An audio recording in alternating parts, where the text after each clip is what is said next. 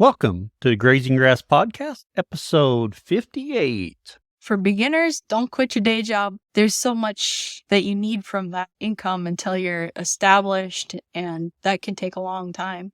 You're listening to the Grazing Grass Podcast, helping grass farmers learn from grass farmers. And every episode features a grass farmer and their operation. I'm your host, Cal Hardage. On today's show, we have Christina Traeger, and she's on sharing about her farm in central Minnesota, where they do grass-fed, grass-finished British white cattle. They do hogs, sheep, poultry. She does have a very interesting way of using her reels for her polywire. Well, just listen a little bit later. You'll hear about it. However, before we talk to Christina, 10 seconds about my farm. We are still in calving season here, which I did not anticipate being. My cows were supposed to start, and they've been really slow on calving, and I'm not real sure what the cause of that is or was. At this point, it's when they calve, but I've had 4 calves over the last 3 days, and we still have a fair number of calves. I'm about halfway finished, and I originally anticipated having everything finished at this time. So it'll be something that I look at and think about for next year. Otherwise, we have rain in the forecast again for this week, which is exciting. Hopefully you're getting some of that if you need some. But enough about me. Let's talk to Christina. Christine, we want to welcome you to the Grazing Grass Podcast. We're excited you're here today. Hi there, Cal. It's great to be here. Thank you. Christina, can you tell us about your farm and operation? I am a 4th-generation farmer in central Minnesota. I raise a variety of livestock on a grass-based operation, including beef, hogs, sheep, and poultry. And just looking at your website and what you said now, that means you're very busy. Extremely. So one thing that jumped out, and I mentioned this earlier to Christina for our listeners, was you have British white cattle. Let's just jump into the cattle. When did you get British white, and why British white? Back in 1996, we bought this place. And when we bought this place, we had intended to get some cattle. So we started doing some research, seeing what was out there, and I found an ad in the newspaper that said, for sale, 4-H steer, special deal. And we were visiting with our neighbor, who was my cousin, and I asked her if we got a steer, if she wanted to show it, and then we would process it after the fair. And she was all excited because her mom didn't have any cattle at that time, and it was something she was very interested in doing as a project. So together went to this farm to go see these animals and walked out into this pasture that had a single wire fence around it. And these cows started coming towards us, and we had no idea what to expect. And we're like looking back at the owner going, are they going to run us over? What's going to happen? And these cows came up to us, and we were scratching them and scratching their calves. And we're like, okay, yes, they're white. Yes, they're different, but we've got to get some of these because beef cows don't act like this. So we talked about the breed. We talked about what traits the breed had, and it was like, why are these not more popular, like the perfect cow? They're white. They can take the heat. They have the black ears, black skin, so they can take the sun, and they get a nice warm coat so they can handle our winters. And of course, they're from Europe. They're from the UK, and they have a really cool royal history. So, putting all of it together, they're just kind of a really neat animal. And as I've had them for 26 years now, they've really grown on us. We've grown with them. We understand them. We understand how they think.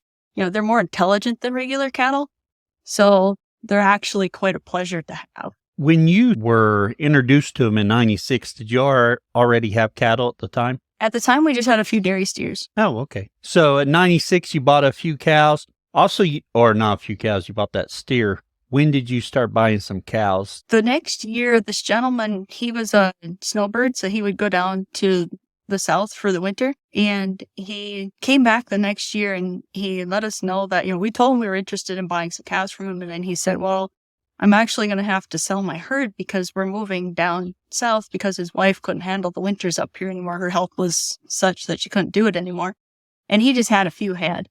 So we agreed to buy half of his animals right then because that's what we could handle at that time, getting started. And then a year later, is actually 1998, we actually got the rest of his cattle. Oh, very nice. That worked out really well. And that's one of those things, the opportunity happened because you went out to do the other thing and the opportunity came back later on. Now, when you went over there, you said a single wire fence. Was he rotating them? It's a single hot wire fence, with little push-in metal posts with the little yellow. Oh, yes. So when you brought them home or started getting your few cows, tell us about that process. Did you immediately start rotating? Did you do the electric fence? How did that go for you? When we bought this place, we rebuilt all the fences and, we were doing things the old conventional way, barbed wire and hot wire on the inside of that. And, we were constantly untangling it because it was always tangled up and shortening out and had no concept of rotational grazing at that point. I grew up on a dairy farm, we open grazed. We didn't know that was a thing. We understood about crop rotation and, land management doing cropping, but the whole getting into the grazing side of it was something I didn't get into until the early 2000s. Christina, not to interrupt your train of thought, but just to give you some awareness of what I was doing. My neighbor just bought some cows that look very much like British Whites. And I just pulled up her Facebook page to see if they were in fact British Whites. In the world, there's about 30 different breeds that are white with the black ears. And there's a few different breeds in the United States with those colors. One of them is the white Galloway. And, there's the belted Galloway, which people are familiar with, that look like the Oreo cookie. But there is a white Galloway too. But they seem to keep a little more hair than what a British White will. Oh, okay. I haven't found her post where she said she purchased a few, but she's got a couple links on here to British White producers. So I'm thinking she purchased some British Whites, and that's been within the last month. And to be honest, I was going to say, well, I have not seen any British Whites around. And then I was like, oh yeah, she purchased a breed that looked like that. Yeah, I'm spending too much time looking now, but that's very interesting. There's getting to be more of them here and there all over. There's a lot of areas where they're like, oh, what's a British White? That was our thing at the county fair the first years, my kids were showing and people were like, what are these? I would spend all day talking myself hoarse, just explaining the breed and over and over and over. But, we got a lot of people excited about them. And for a while, there was more British Whites in Minnesota than other states. And there was more members in other states. And it's been kind of a toss-up between Minnesota, Oklahoma, and Texas.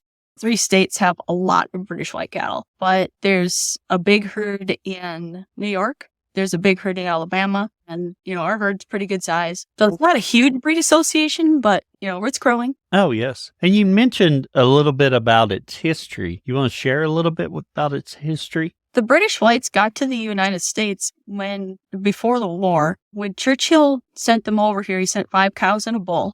He also sent the Lipizzaner horses. And he sent another breed called the ancient white parks. And those are similar to a Texas Longhorn, but they have the white pattern like the British White does. They were sent here because if Hitler had invaded, that his thing was to take their national treasures. And because the British Whites were considered a national treasure, they were concerned that if they were invaded, the cattle would be wiped out, even though they had started the process of selling some of them off for that because they were owned pretty much exclusively by the English royalty up until the late 1800s. Yeah, the white park is the ones that were pretty much feral on these big estates that they started managing.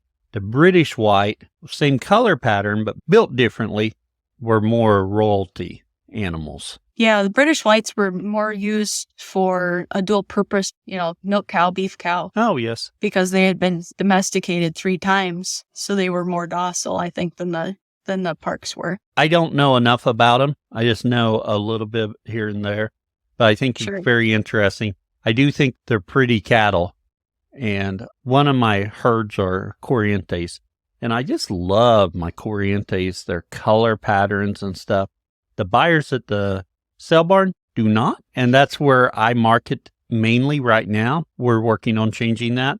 I get so much enjoyment out of those colors, those calves that pop up, the different colors I have. So I enjoy the different color patterns in cattle. And that British White pattern, I really should know the genetics behind it. British White's white pattern's pretty dominant. There's another breed called Speckle Park. They have basically 3 main color patterns. They used to not have any blacks in the registry. but I think they're starting to allow some blacks. Oh, yes. Now, on the British Whites, are they a closed herd or herd book, or is it an open herd book? At this time, the association has chosen not to close the herd book, partly because there's a lot of people who are still in that process of breeding up, where they want to cross them with Angus or Herefords or Limousin or whatever they have, and then be able to register those calves and kind of build a herd up that way, instead of just having to go out and buy all purebred genetics. It's not a bad thing. It's just different. And you get the influences from other breeds, but, you can breed them pure, and, that seems to work quite well. We've been able to purify our herd over a long period of time. We had some crossbred, but we had some purebreds too. And we've been able to create the right kind of cow for our environment, which is kind of what grazing is all about. Right. Figure out what works for you and expend those numbers. Thank you for going down that a little bit about British White a little bit. Let's get back to your story.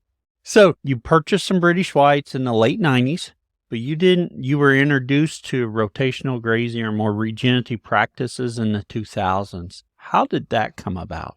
I got divorced in the early 2000s, and in that process, I gave up all of the farm equipment because at that time, when you split things, you have to split things. And I wanted the cows. I wasn't giving up my cows. Yes. So we had to decide how this was going to go. And so I decided that I was going to try a different path and try to do the grazing route because I had the cows. I had a means of producing an income for myself. When I bought the farm back, we started rotational grazing at that point, working through the NRCS, rejuvenate the land to take that crop ground and seed it down into something that was considered an improved pasture. And then from there, it kind of grew because we started renting pastures and built into something that has grown quite a bit from my few acres. Very good. When you started that process, how'd you start it? Did you just go buy some polybraid or polywire at the time? We actually got a grant through the NRCS because at that time they had the EQIP program.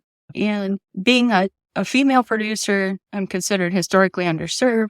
So I qualified for some extra stuff, which helped us put in permanent paddocks.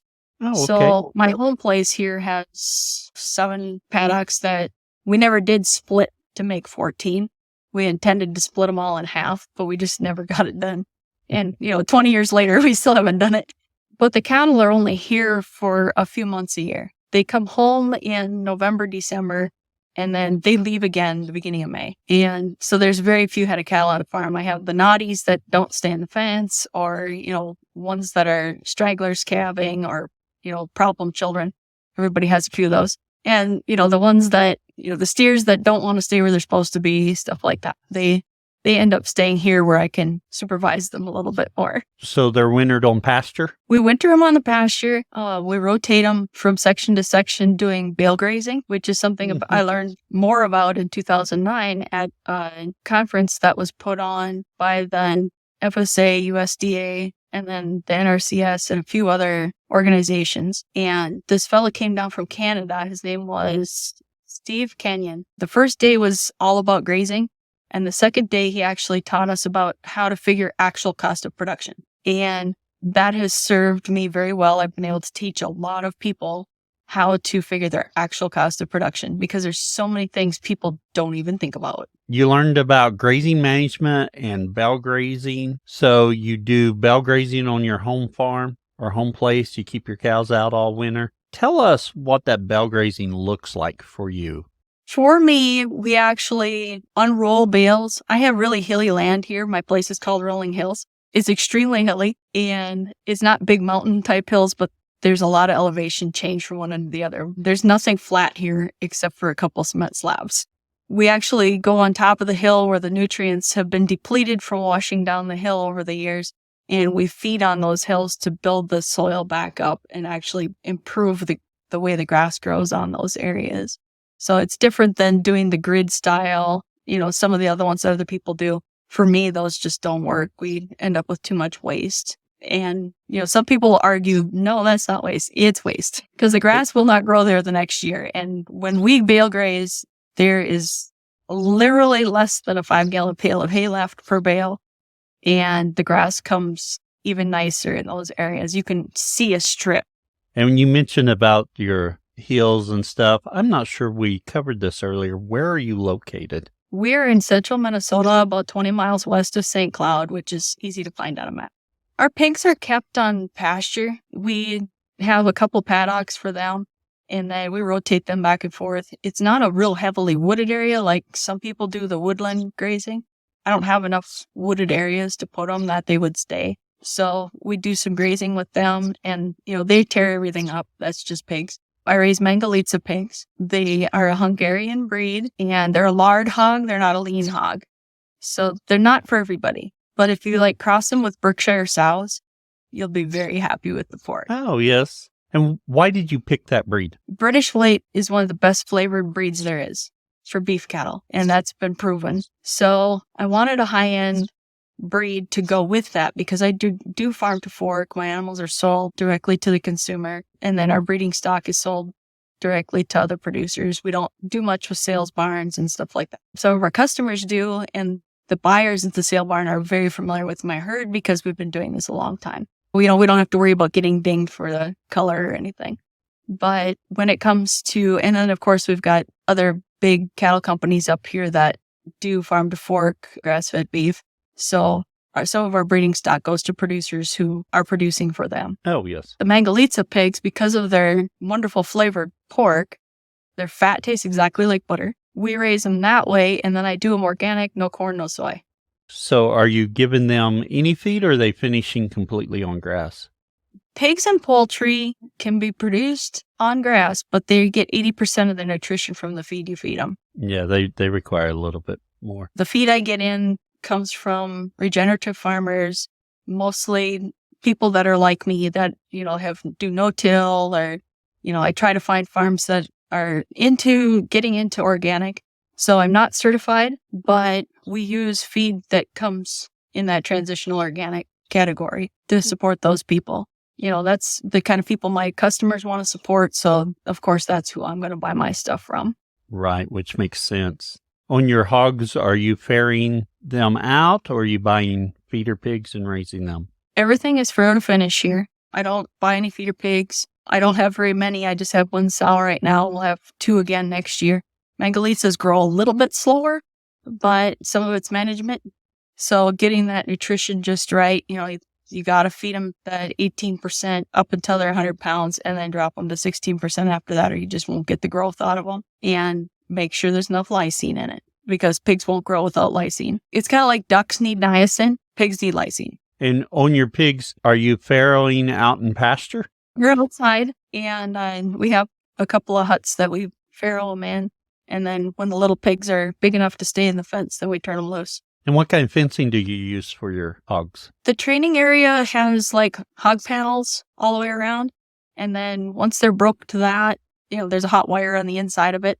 So that works really well. And then those same fences dub as our poultry and sheep pastures. They kind of get moved around. The chickens, the laying hens are in an old kicker rack hay wagon. So they're off the ground. And then that moves around and the sheep can get underneath it for shade. And, it just hooks up to the skid loader 4-wheeler. We can move it. And on your poultry, you mentioned laying hens there. Do you also grow some meat chickens? Yep, we do between 1,000 and 1,200 a year. And how many layer hens do you have? Right now, I've got about 100. I'll keep up to 200 or so. Oh, yes. You talked just a little bit about your layer hens and their mobile coop that you're using. For your meat chickens, are you keeping them in a tractor, I assume? Yeah, I've got them in tractors right now. I'd like to have a schooner, but I don't have flat enough land to run a schooner on. I would love to have a schooner that would make life so much easier. It would, yes. So what are you using for your structures, or what model? My tractors are designed similar to the way Salatins are. I use 2x4s instead of 1x because I want to be able to pull them with the skid loader or the 4-wheeler to move them. And because we're using our hay lot, which used to be a desert. When we first moved here, we had a gravel pit, and we closed that gravel pit, and it was the barren desert. So we had this desert, and that's how I actually fixed that land. I used the birds.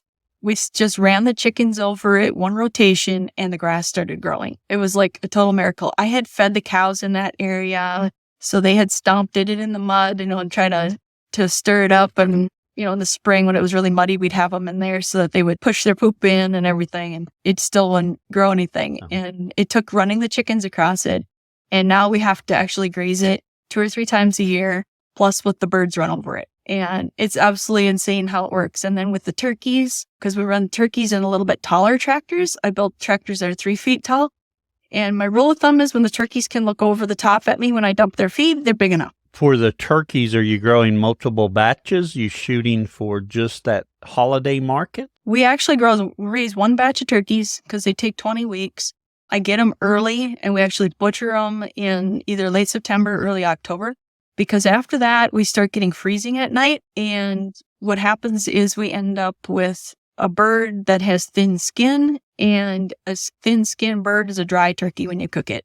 If we butcher them early and put them in the freezer, we don't have that problem. That makes sense, yes. Now, one thing, obviously, I have a little bit of fascination with breeds. I'd already asked you earlier about the cattle. Are you using specific breeds for your layers, for your meat chickens, and for your turkeys? The layers, we change breeds from year to year. So this year we got Rhode Island Reds. We had Cinnamon Queens before. By having a couple different breeds, we get a new breed each year, always the top layer type breeds.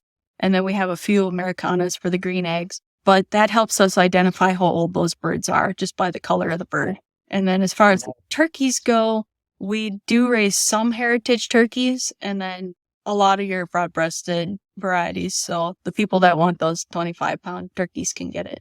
In addition to your cattle, your hogs, your layers, your meat chickens, and your turkeys, you have sheep as well. I used to say no sheep, no goats, no exceptions. And my kids about died when I bought sheep. And they said, well, when are you going to get goats, Mom? And it's like, no thanks. So what caused you to buy some sheep? The customer demand. Oh, yes. The customers kept asking for sheep for lamb. And so I looked into it and I started doing some research and found a breed of sheep that was better tasting. They were bred specifically for the flavor of their meat, not necessarily the size or the wool or anything like that. So I ended up with Katahdin sheep, and they're hair sheep, and they were developed in Maine. So they're kind of a cool breed. And then we've been crossing them with Tunis, which is one of the breeds that was used to create the Katahdin breed. But a Tunis is a wool sheep.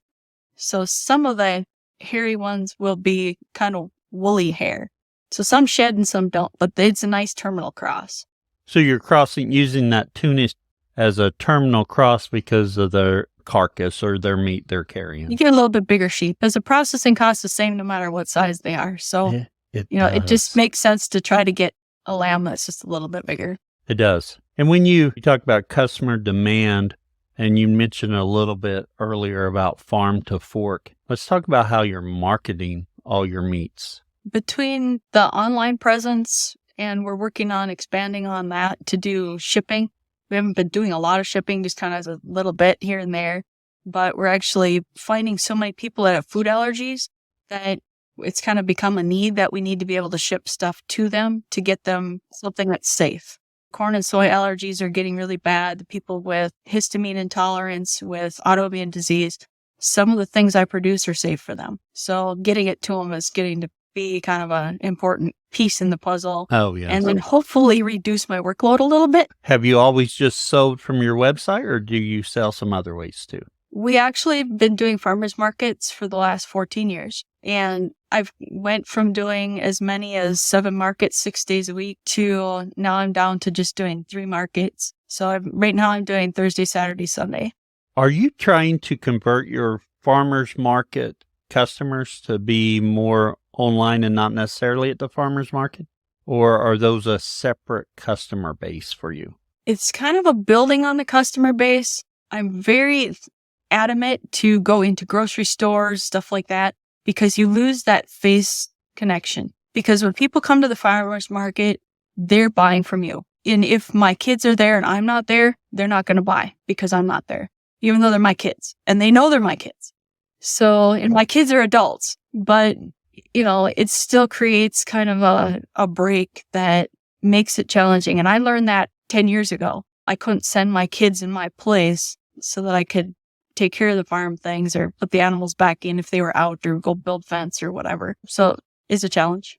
I really hadn't really thought about that aspect. I know it's about building relationships, but I know when I go to the farmer's market, there's certain people I talk to, and I almost always talk to the same people each time. So that's an interesting observation you had that I hadn't thought about. Now, when we think about the farmer's market, do you have some advice you would share with others doing the farmer's market? You really have to have a good personality to do it and to be genuine and stuff like that. It bothers me when producers are selling stuff that they didn't produce and they're saying is theirs. You see it, and it happens at every market. And it's like, if you had hens, you would know this. Oh, yes. You know, and just as one example, if you had chickens, you would know the answers to these questions. Why are you asking me? Right, yeah. So, some of those things they tip you off. It's no different than meat or anything else. Let's talk about some challenges you faced through your journey with any of your species and how you overcame them. Probably one of the biggest challenges I had was being a single parent. Being a single parent with 3 girls and having to raise them and do all this and work out of the farm, and then transitioning into the farmer's market scene while doing all this other stuff. So that was probably the biggest challenge I've ever faced, and I made it. When were you able to make that transition to farming full time? Did it over the course of about a year and a half. So it was like do or die. It wasn't an easy transition. It was the backing of my family behind me saying, you need to be doing this. We understand. It would have been a lot tougher than it's been. That family support is so important in anything we do. Yeah, definitely. Yeah. Just on a personal note, my family is all close, but my wife's family lives multiple states away. So that just creates a different dynamic that is not the same that my family can provide. And like you said, not everyone has that support system in place. Yeah. Yep. My one daughter lives overseas. Her husband's in the military, and she misses her family support. Her 2 sisters have kids too, and they can call me up and I can stop doing what I'm doing to babysit. Or, the grandkids, some of the grandkids are big enough to help now. So the oldest one's 9. So the little one is just 3 months. So in time, I'll have a lot of helpers. I had all daughters and I have all grandsons. Start promoting, they can get in shape by coming out and helping you do stuff. The 2 oldest ones go with to the market sometimes, and they're getting to be good little salesmen. They love visiting with people. Good. The customers love the boys. They ask about them all the time. It's so cute. As you look to the future, what do you see for your farm? What are some goals you have in mind? I've kind of gotten to the point where I'm as big as I want to go in the meat business because I've maxed out what I can. I didn't have to sell any of my steers to other farmers or anything like that anymore. I've maxed out. And now I'm kind of looking at, with the online market, will that include me buying cattle from other breeders that I'm close friends with, that we all have the same genetics? That could happen. And that door isn't closed. I'm just figuring out how we can market it properly, because I'm not going to market those as my cattle. We'll be marketing them as a group, and how to differentiate, because I want them to get the credit and the support they deserve. Right, and that transparency to the buyer. I live with integrity, and all of my customers know it. Don't sugarcoat things. I don't beat around the bush. That's not my gig. On your Instagram, you have some interesting real polywire holders. So can you tell us about those? I actually use garden hose reels. That's what I thought they were when I saw them. I was like, wait, what? For me, I can strap it on the back of the 4-wheeler and tie it to the main fence and go. And I can throw the posts off as I'm going. I can pull it tight on a corner. I can go back and put the posts and clips on, and I'm done. Oh, yes. Because a lot of the land that I'm on is either rocky or hard as a rock. So you have to get off and literally pound every post in. You can't just push them in the ground off the 4-wheeler and never get off. And one advantage that I see immediately that's always a little bit of a headache for me, I've got a reel running over to some netting that I'm using for some goats, because I love goats, but boy, they're a headache. Anyway, so I have a post stuck in the ground to hold that reel off the ground so it doesn't short out. It looks like from your garden hose reels, you just set those wherever you want them, and they're not shorting out because that wire is not touching the ground. Correct. The only challenge we have is if a bear or a calf tips it over, which does happen on occasion. How much wire can one of those garden hose reels hold? Smaller hose reels are better because they can take a little more abuse. The bigger ones can't take as much abuse. They fall off the four-wheeler once and they're broke. So the smaller ones are a little bit better, but I used the 1/4-inch wire in heavy woods where, some of the areas we graze are wildlife areas. And with that, there's a lot of deer, there's a lot of brush, and it's not so much about the cattle. They don't really mess with it. A lot of times we don't even turn it on, but the animals see it, they know it's there, and they respect it because they think it's hot. That alone is enough to keep the cattle in. It's a visual for them, but it's a higher visibility wire because it's thicker, and that we can get about 3/8 of a mile on it. I use the higher tensile one because they make a cheaper one that's only got like 300 pounds of tensile strength. I buy the 600 tensile strength ones because, we got to be able to put some tension on them when they're a mile long. And then a lot of our fences aren't straight. They're winding and weaving through the woods and stuff. So as we make these fences, nothing's ever perfect and straight and square. We don't have all that open prairie land to mess with where we're grazing. When we do those, you can get like maybe 3/4 of a mile on one of those bigger rolls. Those little reels are great for, 1/8 mile runs. But when you're fencing thousands of acres, it's a whole different ballgame. And I think this is a good segment into our overgrazing section where we take a deeper dive into one of your practices and find out a little bit more. And we're discussing a little bit of grazing on the wild side almost. Our first experience with it was back in 2014. We started grazing for the state DNR, and it was an open prairie pasture. That year, they didn't want us to cross fence it at all. They just wanted to open graze it. And I was kind of adamant about cross fencing it, but they didn't want to do it. So we opened, it was about a quarter section, and we put 2 semi-loads of cattle out there, and they were out there for about 4 months. And about halfway through, we invited a journalist who was writing openly that, this was a bad thing and, why are they grazing wild land and stuff like that. So when I heard that this guy was dissing on it, I told the wildlife manager, I said, get him out here. I said, I promise you I could change his mind in 15 minutes. And it took about 5. We showed him what we were doing and how a cow pie causes there to be higher nitrates, which allows that grass to grow and makes the perfect place for a duck to have a nest. That was the first thing I showed him. He was sold. That's all he needed. He just needed a reason. This particular pasture is a waterfowl production area. There's a lot of ducks out there, and I have found nests on old cow pies from the year before. From there, we started grazing for another DNR area that wanted to add some forbs to that pasture. So we used the cattle to graze it down instead of burning it. Made the neighbors happy because they weren't dealing with the smoke. One neighbor wasn't sold on the whole idea because there was cows next to his animals, but we ain't going to please everybody, and that's okay.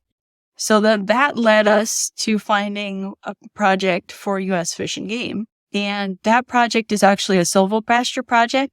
They're working on controlling the underbrush, and a certain type of oak tree can't handle the pressure like another type of oak tree that they want to support. So there's red oak and there's bur oak in that pasture, and it's considered oak savanna. And so we're grazing those areas, and my cows, being British white, they still have their wild instincts. With their wild instincts, they will actually browse as well as graze. So we can put them into bigger areas, and they will eat the underbrush as well as the grass that's growing in these areas. And it's actually improving the habitat in multiple ways at the same time. The wildlife managers, last year I talked to 2 of the head guys, and, this was after our 3rd year grazing there. They said that they love having my cattle there because my cows do exactly what they were hoping they would. Very good. As I think about your silvopasture and you're grazing it, are we talking thick underbrush? Are the trees spread out? How can you describe that a little bit more for us? There's areas where the grass doesn't grow under the trees because it's so heavily wooded. And there's areas where you can be 5 feet from a cow and not know it's there. Oh, yes. There's a lot of variety in there. And then we also, during the drought we had 2 years ago, the cows were able to get out into the cattails. And because it was so dry, they went way out into the cattails because about 30% of this pasture is cattails. And they had a heyday out there. So will cattle graze cattails? When they're young, they love them. If they can get to them, they will eat every last one. They're high in protein and they're very nutritious. And the cows did extremely well. I ended up with a lot of twins, which they had to be from the better nutrition they were getting because they were getting to stuff they couldn't get to otherwise. And then, of course, this year we had several feet of snow. So all of that's all underwater still. So is it likely that will not dry out enough this grazing season, but you may be looking at it at a different grazing season? They are actually draining the water off because this wildlife area is a bird sanctuary. March until the end of August, it's in sanctuary. So during that time, people can't go in there, and then it allows for the birds to have a safe place to be. The cattle don't bother them at all. There's sandhill cranes and different kinds of birds in and amongst the cows, cowbirds sitting on their head. Oh, yes. It's so comical. You'll see 4 or 5 cows with a bird on its head. When we're out checking our cattle, we have special permits to go in there and take care of them and stuff, but we don't wander anywhere where the cattle aren't unless we're suspicious that something is out. Well, that's very interesting. How did you come across the DNR leases or working with them? I saw the fences go up, so I started making phone calls to find out who was in charge. The western part of the state, there's a lot of state and federal land out there too. They have contracts online. You have to meet a bunch of criteria to even qualify. If your bid gets accepted, then you start working with them directly.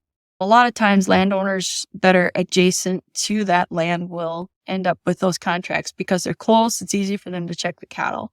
Some of the projects, not others, might be that you have to let your land rest while you're grazing their land to kind of apples to apples. So some of the land we rent, I've got several hundred acres that will graze after the end of August when the cows come out of the big pastures. So we're paying rent on those pastures to leave them sit. And that extends our grazing until we get too much snow. Yeah, that's really going to help you out. When do you typically start getting too much snow to graze all those others? My British white cattle will graze through about a foot of snow. It has a lot to do with, is there enough nutrition in the grass to keep them grazing? Usually about mid-October is when our growing season ends. And from there on, everything just kind of drops off. So there might be a lot of forage out there, but if you don't supplement them with alfalfa pellets or something, they're going to start starving. Yeah, very good. Christina, and moving to our famous 4, our first question is, what is your favorite grazing grass related book or resource? I found that working with Steve Campbell and Steve Kenyon, I've learned more from those 2 guys without a book. The book Man Must Measure was written by Jan Bonsma. It's not necessarily so much about measuring the cattle themselves. It's about measuring the environment and getting animals that are adapted to your environment. So those have been probably the most instrumental people that I've ever worked with. I imagine so. Steve Campbell and Steve Kenyon, tremendous resources there for you. Our second question, what tool could you not live without on your farm? Probably portable fences. You don't have a lot of equipment to choose from, so that's good. It's tough to do anything without portable fences. And I got to have my skid loader. My skid loader is used for mowing pastures, for plowing snow, for feeding hay, moving things around. It gets used every single day. Electric fencers, don't buy a cheap fencer. Don't do it. What kind of energizer are you using? I have 5 Parmac 12 fencers. The ones in the tan case. After 7 years, I finally killed a battery in one. They never die. They work year round. They work in the winter when it's cloudy for days. Unless you got a dead short, you ain't going to slow it down. I have a Speedrite solar fencer. That's a little bigger one. That's got a little more snort for some of the bigger sections that we graze, or if we're going to be grazing when we have snow or when it's really, really wet and there's a lot of wet pressure from the foliage being wet, because there's times of the year when that's kind of a bugger. So that's got a little bit bigger batteries and stuff to go with it. Okay. Christine, our third question, what would you tell someone just getting started? For beginners, don't quit your day job. There's so much that you need from that income until you're established, and that can take a long time. I didn't quit my day job right away either. I wanted to, but I couldn't. And you got to work. You got to be willing to work 20 hours a day. And if you're not willing to work that hard and sacrifice literally everything, you ain't going to get there. Beginners have an access to a lot that nowadays that I didn't. It's come a long way in 20 years, and learn common sense. Excellent advice. Excellent advice. So much you said there is so important. I still work a day job. I would love to, but I'm not big enough to do that yet, but one of these days. And lastly, Christina, where can others find out more about you? I have the website, rhcccattle.com. It stands for Rolling Hills Cattle Company. And then I have Facebook, Christina Traeger. And then I also have Instagram, which is Christina Traeger. You can hop over to the show notes and just click on it and get there if you'd like. Well, Christina, really glad you jumped on here with us and shared about what you're doing. Thank you for having me. It was exciting and fun. You're listening to the Grazing Grass Podcast, helping grass farmers learn from grass farmers. And every episode features a grass farmer and their operation. If you've enjoyed today's episode and want to keep the conversation going, visit our community at community.grazinggrass.com. Don't forget to follow and subscribe to the Grazing Grass Podcast on Facebook, Twitter, Instagram, and YouTube for past and future episodes. We also welcome guests to share about their own grass farming journey. So if you're interested, fill out the form on grazinggrass.com under the Be Our Guest link. Until next time, keep on grazing grass.